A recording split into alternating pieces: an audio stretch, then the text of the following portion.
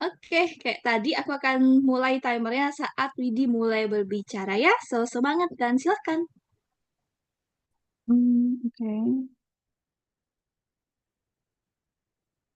Selamat siang Bapak Ibu sekalian. Kenalkan saya Widi. Saya adalah data analis dari Sustainability Department. Ingin menyampaikan hasil analisa saya dalam membantu Qatar Airways untuk mengurangi flight emission-nya by 10%. Berikut adalah pembahasan kita siang ini. Kita mulai dari executive summary. Jadi project description ini karena Qatar Airways ingin mengurangi emisinya by 10% pada Desember 2026. Tujuan dari analisa ini adalah untuk mengidentifikasi main sources dari carbon emissions dari flight operation kita, serta menganalisa rute patterns dan fleet efficiency, dan nantinya akan merekomendasikan actionable strategies. Dari hasil analisa mendapatkan bahwa long haul routes dan 777 aircraft itu paling banyak berkontribusi terhadap emisi. Dari sini saya merekomendasikan melakukan fleet optimization, menggunakan SAF adoption, dan melakukan operational efficiency serta offsets. Tools yang saya gunakan adalah Python dan TyBlue dengan matrix carbon emission, flight distance, number of flights, dan number of routes. Untuk background project ini, biar kita ingat kembali kalau aviation industry itu berkontribusi 2,5% dari total global emission. Dan kita juga berkontribusi 4% terhadap global warming. Maka dari itu, IATA memiliki goal to reach net zero carbon emission by 2050.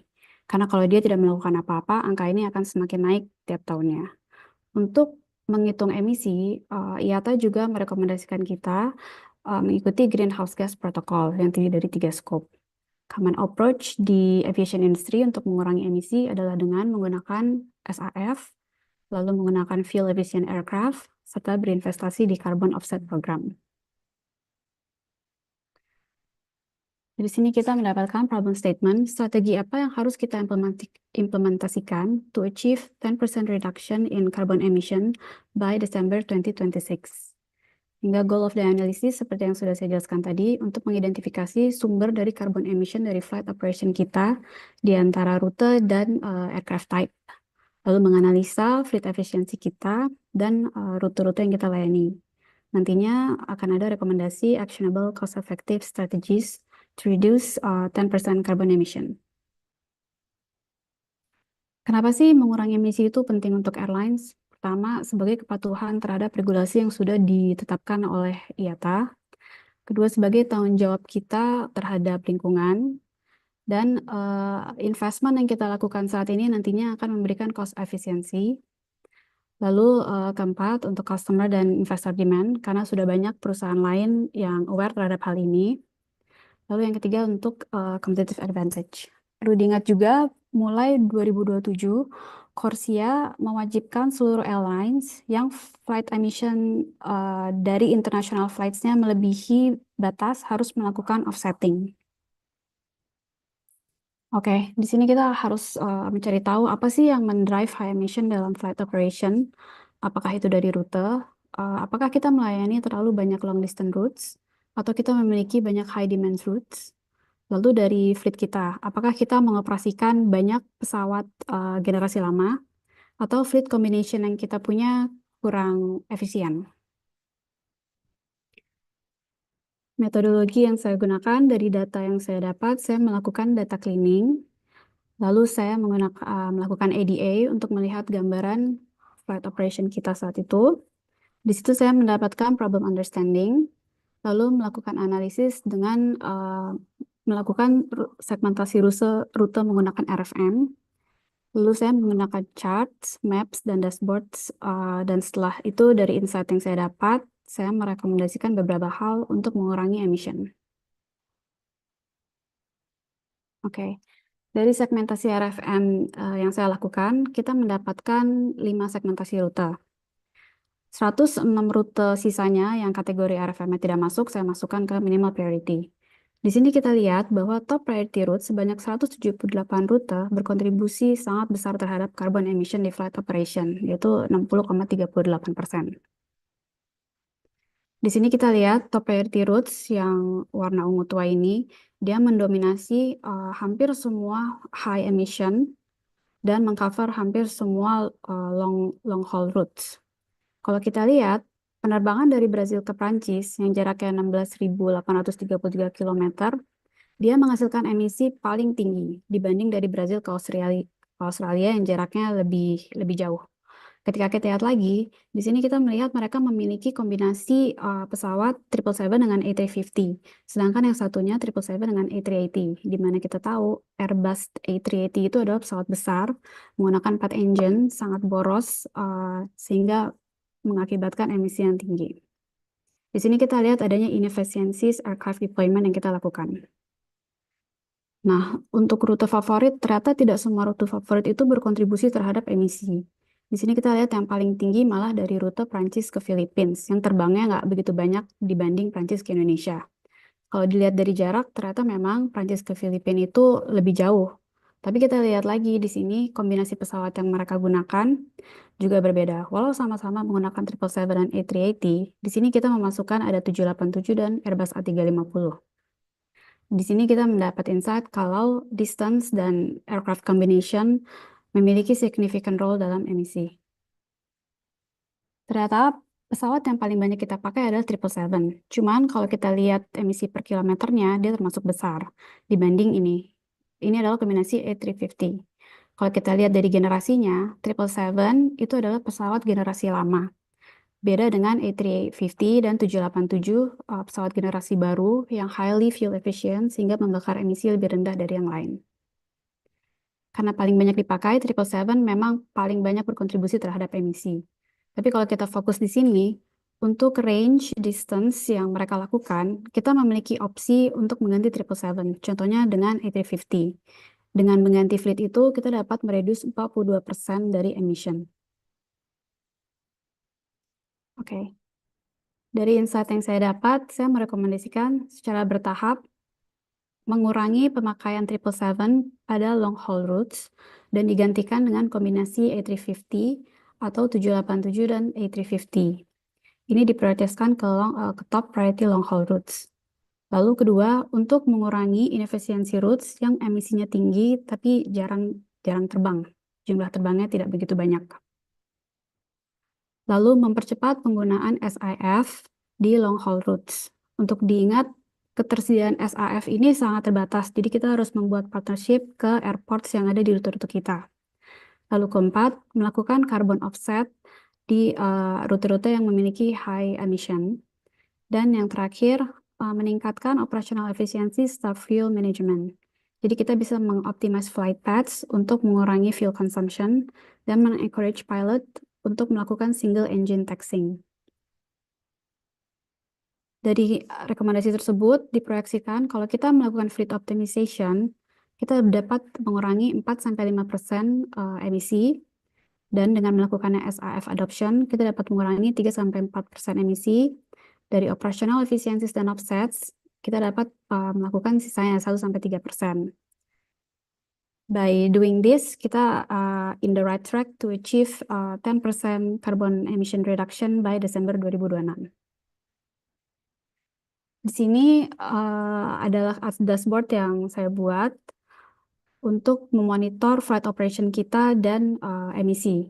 Kalau kita lihat dari flight operation 4 bulan tersebut, kita mengeluarkan 12,5 billion kilogram emission dengan total penerbangan sebanyak 63,6 billion kilometer.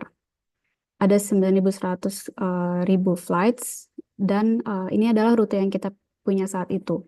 Kalau kita lihat di sini, penerbangan mereka, seluruh rute penerbangan selalu melewati Doha. Makanya tadi ada beberapa kombinasi pesawat. Jadi dari rute leg pertama fleetnya dia menggunakan 777, lalu fleet keduanya dia menggunakan 777. Nah, ada juga yang dikombinasikan, fleet pertamanya dia menggunakan A330 atau B777. Di sini kita lihat dari segmentasi rute, top priority routes itu memang kontributor terbesar dari emisi. Dan ini yang akan digunakan untuk memonitor progres yang akan kita lakukan nanti. Sekian dan terima kasih. Alright, mantul. Congrats Kak Widi bukan SM. Keren banget tadi dashboardnya ungu, so cute. Dan sekarang silahkan Kak Rahmat untuk kasihin feedbacknya. Itu boleh dilihat juga background tim satu supporternya. Wah, Nah, Oke. Ya, pertama presentationnya menurut gue clear ya, sangat sangat clear. Mulai dari awal penjelasan background, gue impress dengan backgroundnya, penjelasannya itu clear banget. Padahal ini kan terkait bisnis yang gue nggak familiar gitu ya. Jadi Widi bisa menjelaskan sesuatu hal yang audiens biasa itu nggak familiar, tetapi gue cukup clear dengan objektif dan backgroundnya. It's a very good job. Terus di slide mungkin bisa dilihatin slide-slide depannya, Wit. Terus hmm, slide pack-nya juga bagus ya. Slide pack-nya ini kalau teman-teman ini pemilihannya ya, ini warnanya warna Qatar Airways ya. hmm, Terus di sebelah kanannya itu teman-teman kalau ngelihat tuh ada slide numbers-nya. Jadi dia akan gerak kalau misalkan slide apa dia udah sisa berapa lagi sih. Jadi gue bisa expect ininya berapa. Ini small small small detail tapi gue worth it to mention. Terus ada RCA-nya.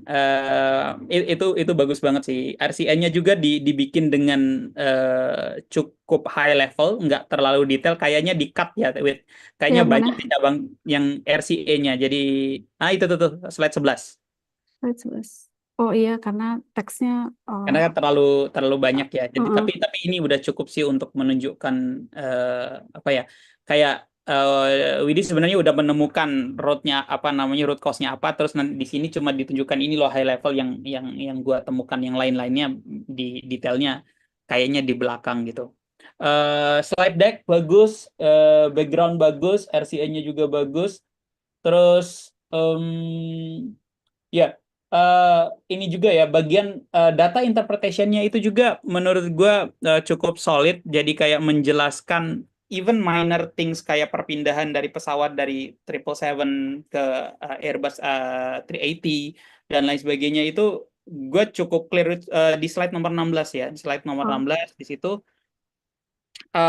Walaupun gue agak nggak bisa ngebedain antara yang warna tua sama yang warna ini ya, karena mungkin kayak overlapping kayak gitu ya. hmm, Mungkin bisa kayak ditebelin lagi, mungkin bisa dipilih warna yang berbeda. hmm, Ya inilah cuma cuma dari sisi ininya aja sih. Tapi tadi bagus juga untuk jadi gini. Pada saat kita cuma menyebutkan satu numbers, satu matrix, dan kita menjelaskannya dengan singkat, itu kurang. Tetapi tadi Widi salah satu yang bagus adalah dia bisa menjelaskan hal itu dengan cukup detail, tidak terlalu panjang, tapi dia cukup detail sehingga gue bisa nge-absorb sebenarnya yang dia maksudkan tuh apa gitu. Kayak even kayak untuk ngelihat kayak apa namanya Boeing 777 ke Boeing 777. Jadi sebenarnya itu ada dua flight yang berbeda, dua pesawat yang berbeda. Jadi dia ada connecting flight, dia itu hmm, mampir ke Doha. Dia kenapa dia mampir ke Doha? Itu apa namanya ya kebijakan dari Qatar Airways ya, mereka berasal dari sana dan hmm, itu jadi lebih clear. Eh, Akhirnya pada saat di ujung sebenarnya gue punya pertanyaannya itu kayak gini. Oke, kalau misalkan gue ngurangin emisi karbonnya, hmm, terus gimana dong dengan revenue gue? Kan hmm, pasti pasti di gue sebagai sebagai pemilik perusahaan, gue itu punya dua utamanya, gue tujuan gue adalah untung gitu, gue mau profit gitu. Makanya gue tuh punya punya reason untuk memilih pesawat tua itu for the sake of my profit gitu kan. hmm, Ini next level question ya. Cuma ya. kayak gue ada ini aja di kepala gue. Oke, kalau misalkan kita nurunin segini, terus dampaknya gimana ke bisnis gue gitu? Itu mungkin perlu di highlight karena orang ngelihat dari sisi sustainability ini itu selalu dia dua kaki. Iya. Dua kakinya itu adalah dari sisi profitability-nya itu gue tetap keep. Misalkan kayak tadi ya, kayak ada offset gitu. Biasanya biasanya ini similarly kalau misalkan kita lagi ngomongin carbon trading ya. Hmm, Istilah carbon trading itu adalah karena lu menghemat X number of carbon, maka lu mendapatkan kayak insentif. hmm, Nah, itu mungkin kayak ini out of ini ya apa namanya? Ini akan lebih menguatkan analisisnya Widi gitu. kalau kita bisa menjelaskan bahwa ada beberapa hal walaupun lu mengurangi ini sebenarnya nggak membuat company lu tuh rugi sebenarnya. Tapi in other way around lu dapat meningkatkan misalkan kayak tadi ya brand image. Ya, Bahwa brand image dan sebagainya ini sebenarnya ini bring an advantage karena banyak orang yang aware terkait greenhouse effect dan lain sebagainya. Tapi overall it's a very good deck, a very nice presentation. It's a very good job buat Widi. makasih Good job. Kak. Thank you Kak. You Yeay, thank you Kak Rahmat buat feedbacknya ke Widi, dan once again keren banget presentasinya. Aku yang tidak paham penerbangan pun bisa menangkap dengan mudah banget, so kudos, congrats juga.